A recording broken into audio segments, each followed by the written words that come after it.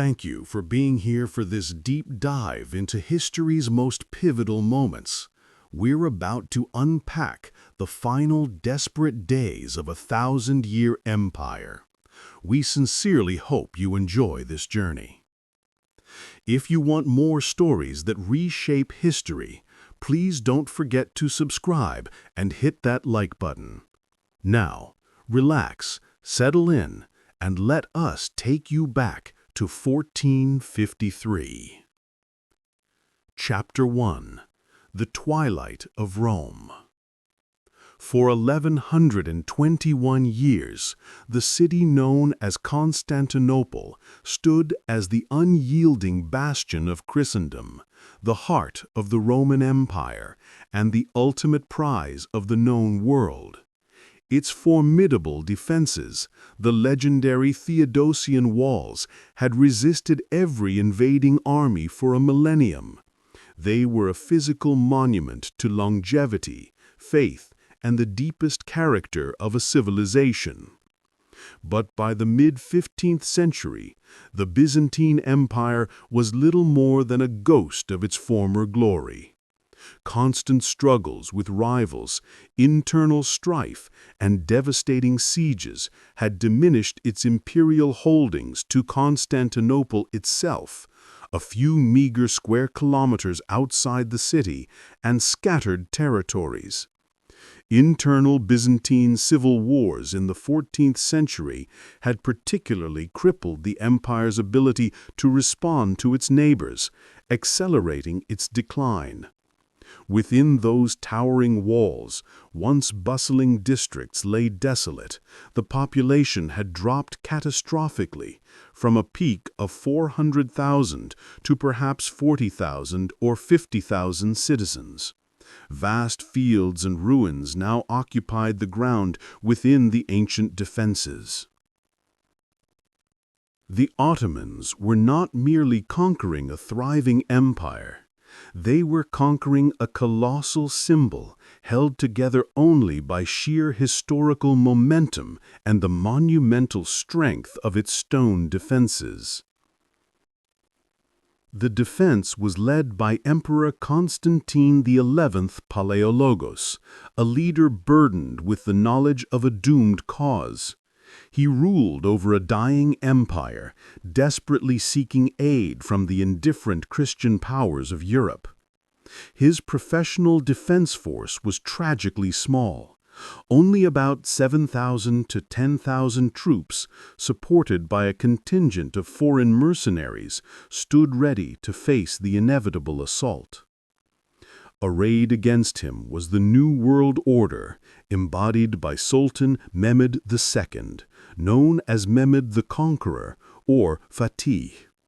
At just 21 years old, Mehmed was characterized by calculated ambition and relentless determination.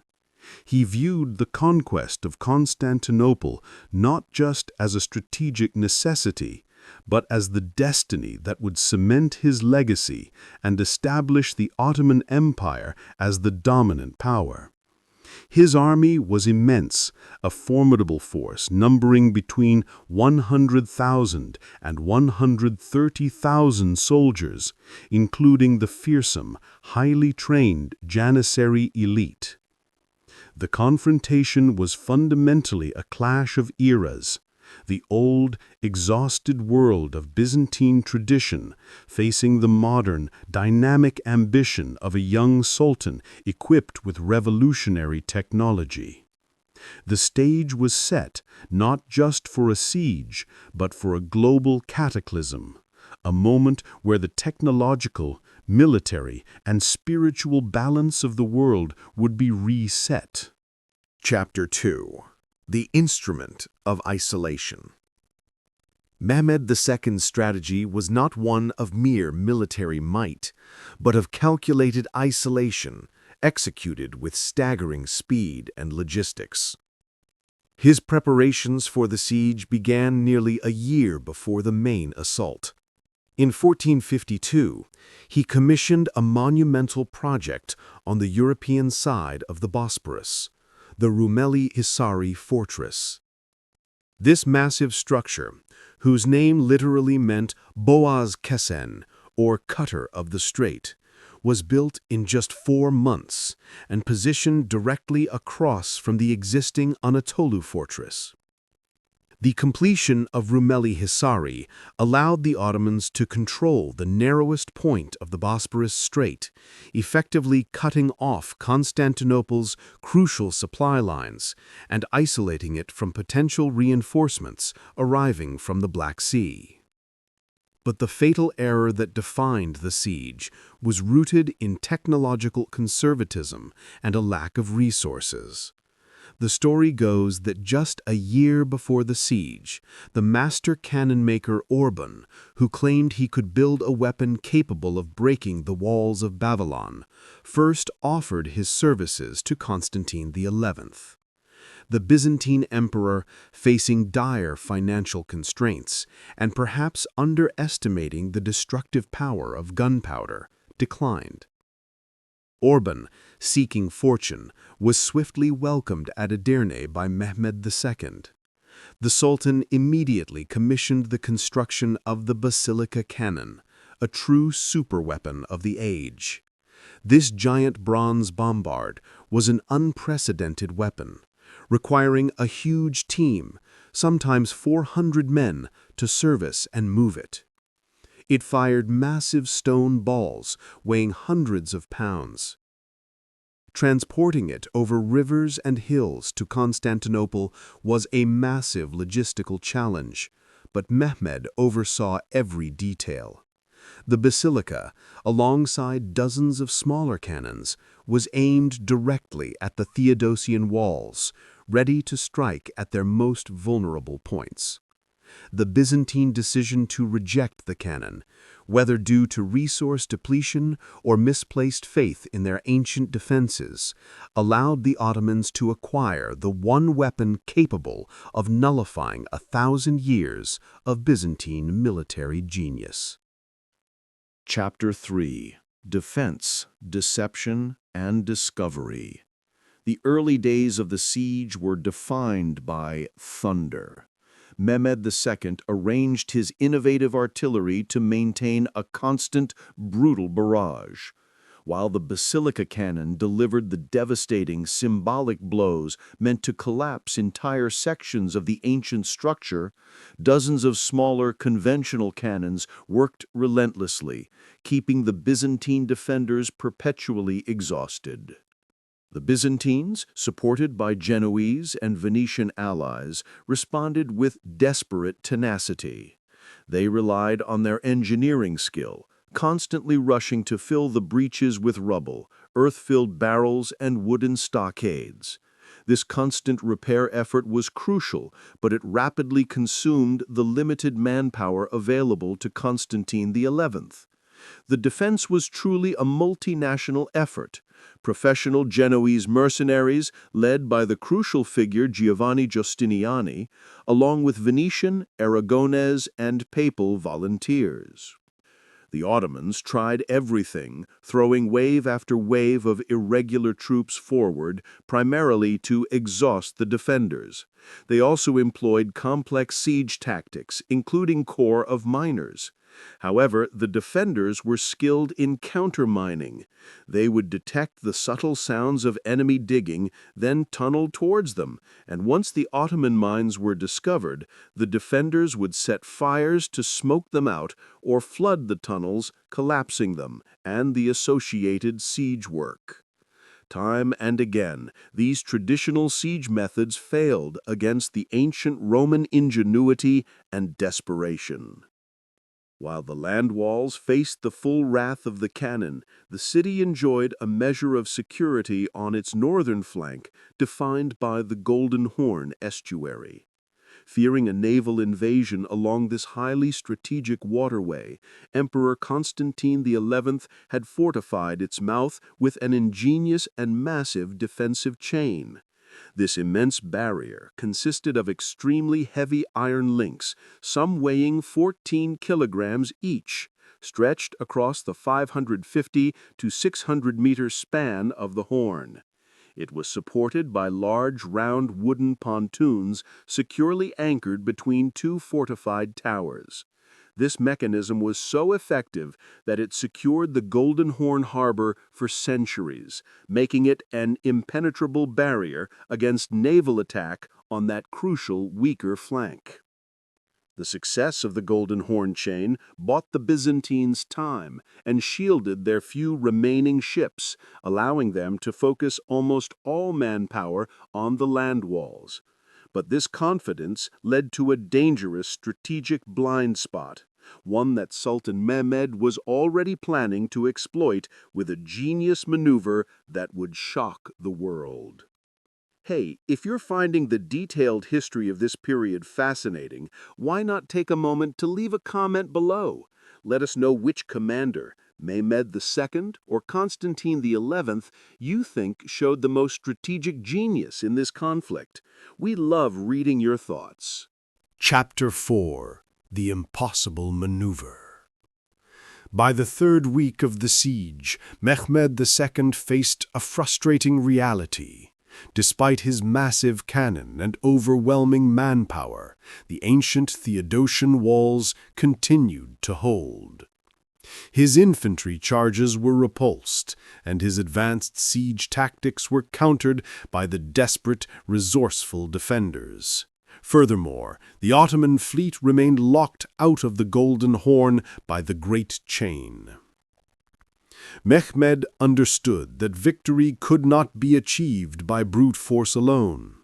He needed to hit the city on its weaker side, the northern walls, bordering the Golden Horn, which had been neglected because of the chain's presence. To do this, his ships had to be inside the harbor. He needed not just a military victory, but a psychological rupture. The solution Mehmed conceived was a feat of unparalleled logistical mastery, potentially inspired by a smaller, celebrated Venetian precedent.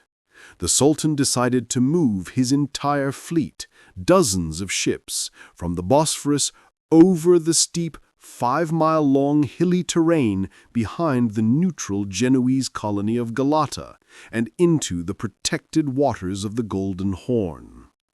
Under conditions of extreme secrecy, this monumental task was executed over a single night. Teams of men and oxen dragged the immense ships on wooden rollers and sleds, lubricated with fat to ease the friction.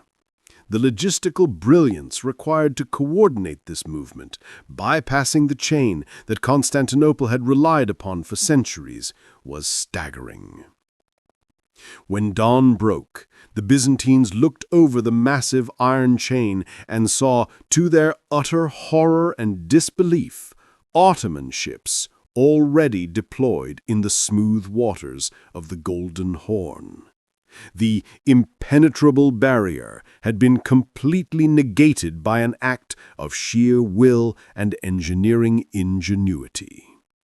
This move was a devastating psychological blow, convincing the defenders that no defense was truly absolute against the ambition of Sultan Mehmed II. The arrival of the Ottoman ships inside the harbor forced Constantine XI to divert precious, minimal resources, including some of his best defenders, to protect the suddenly vulnerable seaward walls. This critically thinned the defense line on the crucial land walls, exactly where the final assault was planned. With the defense scattered, Mehmed concentrated his full, terrifying power back onto the Lycus Valley, the weakest section of the defenses. The constant shelling eventually reduced the outer wall and the critical barbican to rubble. The stone defenses were so thoroughly destroyed that they became little more than a fragile, makeshift stockade built up with beams, fascines, branches, and the like, and barrels of earth. The siege was about to reach its violent, inevitable climax. The night before the final assault, the atmosphere over Constantinople was thick with doom. Strange, terrifying natural phenomena gripped the city. A violent thunderstorm erupted, followed by a dense fog. Then, a chilling red glow was seen emanating from the dome of the great church of Hagia Sophia. These apocalyptic signs, viewed by the Byzantines as divine abandonment, were so profound that they were said to have moved even the battle-hardened Ottoman forces. Emperor Constantine XI understood the gravity of the hour. Before the dawn, he went to the Hagia Sophia, prayed with lamentation, and received the divine sacraments. He returned to his palace, asking all present for their forgiveness, leading to a scene of widespread wailing and tears. In his final address to his weary troops, the emperor delivered a speech of ultimate defiance. He declared, "As to surrendering the city to you, it is not for me to decide, nor for anyone else of its citizens, for all of us have reached the mutual decision to die of our own free will, without any regard for our lives." The defenders, strong like lions, embraced each other, granted forgiveness, and returned to their posts, prepared for death. The final assault began between 1 and 2 hours after midnight on Tuesday, May 29th. Mehmed II employed a ruthless, phased strategy. Irregulars, the Bashibazuks, exhausted the defenders first, followed by well-trained regular troops. The defense was critically shattered when the great Genoese commander Giovanni Giustiniani was struck by an arrow and severely wounded. His retreat from the front line caused panic and flight, leading to a decisive psychological collapse. The Janissaries, the Sultan's elite corps, surged forward through the breach at the stockade, overwhelming the exhausted, leaderless defenders. The city was breached. Facing inevitable capture and defeat, Emperor Constantine XI made his final heroic choice. He reportedly tore off his imperial ornaments, stripping himself of anything that might distinguish him from a common soldier, and uttered his final recorded words, "The city is fallen, and I am still alive." He then led his remaining men into a desperate, anonymous charge against the invading Janissaries. Constantine XI died fighting, disappearing into the carnage, later identified only by the distinctive imperial eagles embroidered on his purple shoes beneath a pile of corpses. When most of the city was secured, Mehmed II rode through the gates of the fallen capital. He proceeded directly to the great cathedral of Hagia Sophia, converting the largest church in Christendom into the Hagia Sophia Mosque. He then offered prayers over his new conquest, symbolically establishing Constantinople, now Istanbul, as the definitive capital of the Ottoman Empire. The fall of Constantinople on May 29, 1453, marked the definitive end of the Roman Empire, an unbroken political entity stretching back nearly 1,500 years. But the impact did not end there. The removal of the Byzantine defense allowed for uninterrupted Ottoman expansion into Eastern Europe. Critically, the conquest closed the traditional Asian trade routes, compelling European powers like Portugal and Spain to seek alternative sea routes, directly fueling the age of exploration. Furthermore, the exodus of Greek scholars and their precious ancient texts, carried by refugees fleeing the captured city, played a direct and profound role in sparking the Italian Renaissance. History rarely offers such a clear turning point. Thank you for joining us in dissecting this monumental event. If this story resonated with you and you want to see more content on how technology and desperation reshape the geopolitical landscape, please subscribe so you don't miss our next chapter in history. Until next time.